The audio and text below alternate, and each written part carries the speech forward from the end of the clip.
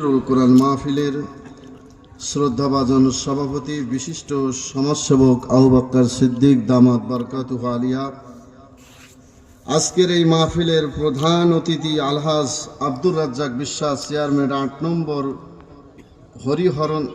হরণনগর union পরিষদ, আমন্ত্রিত ওলামায়ে কেরাম সন্ধ্যার প্রাক্কাল থেকে আমার মঞ্চে আসার আগ পর্যন্ত আলোচনা করেছেন মাওলানা মমতাজ উদ্দিন যশোরী।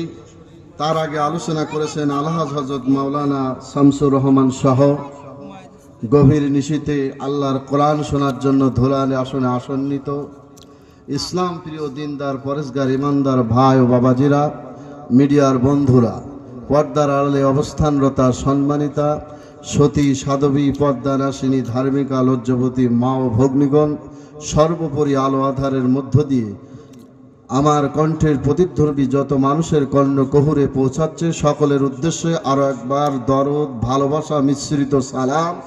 আসসালামু আলাইকুম ওয়া রাহমাতুল্লাহি ওয়া বারাকাতুহু।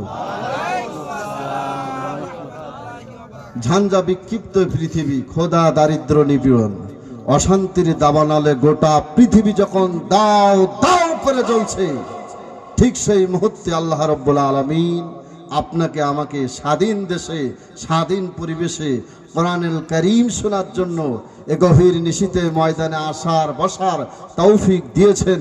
এজন্য আপনারা খুশি না বেজার? কম না বেশি? যদি হই খুশি, মুখে নিয়ে হাসি।